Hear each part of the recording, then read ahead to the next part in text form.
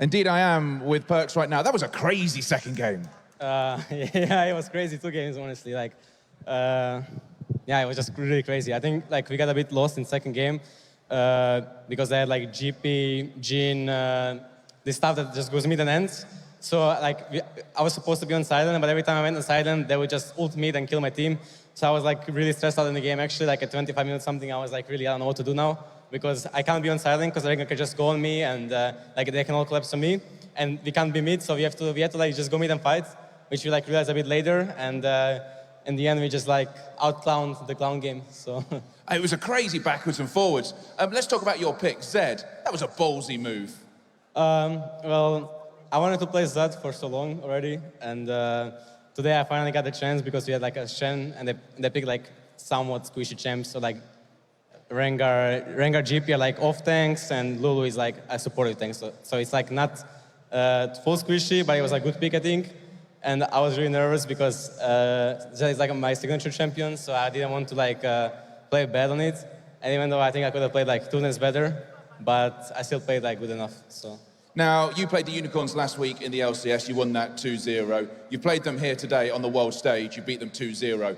Is this performance that makes people around the world see that G2 can perform on the big international stage? Well, hopefully it is. I think our wins with the Unicorns were still like kind of messy. We only had like 1 really clean win out of 4 games. And it's always like when you play against Unicorns, it's a test to see how good of a team you are. And we are still failing it because we are not able to close out the games with the simple leads we have. So we have to like work on our mid game and respecting opponents more, or like not respecting opponents more, like respecting their plays, because Unicorns is like really good at making constant plays, hitting you all the time. So we have to work more for reset phases, etc. And I think we are on a good way to becoming a top-tier team. Well, you are on the way. Rox Tigers are up next. They've been steamrolling. They've looked very, very good. How confident are you as a team? How at ease are you as a team that you can beat them? I don't know. Rox Tigers are a Korean team, man, so it's going to be really hard. Koreans are really insane. So, but I am confident that we can beat them. Yeah. How confident? We will beat them. We will beat them. I love it. Thank you very much, PERKZ. Thank you very much to G2 Esports, who go through to the semi-finals here tomorrow. Let's hand it back to the experts desk after a break.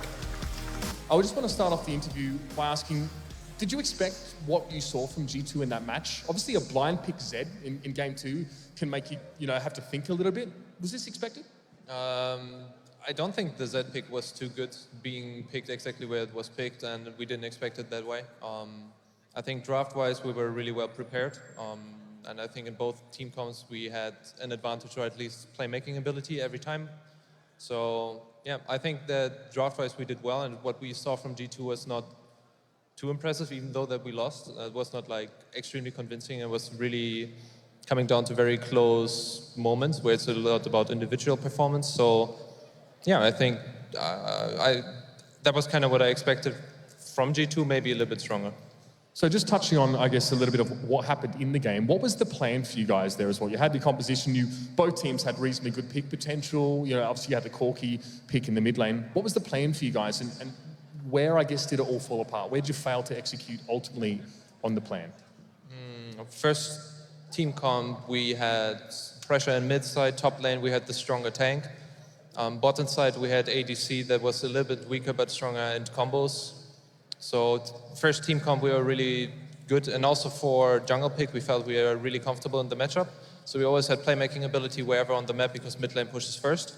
And in game 2 we had also really good combos with denying them any kind of passive support, forcing them into Zyra Varus, and we could always make a play on them.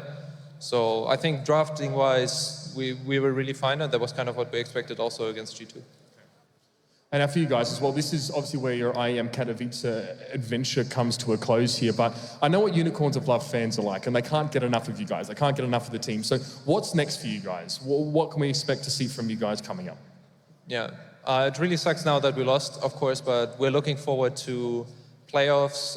We're looking forward to hopefully maybe mid-season invitational, or then the next split, Worlds qualification, maybe any other tournaments that are coming up, and we don't know of yet. And yeah, basically just praying in the ULCS and preparing for playoffs right now. I think we have still like a lot to show. I think this week we learned a lot, and I hope we can show that in the ULCS as well. Well, thank you so much for joining me, Sheepy. You're a credit to your team, and your team is a credit to European League of Legends. So it's been an absolute pleasure to have you here at the desk. We look forward to seeing more from you guys in the future. Well, that was it for the Unicorns of Love, but G2 will advance forward. But before we get too ahead of ourselves, let's head over to the desk and put that match under the microscope.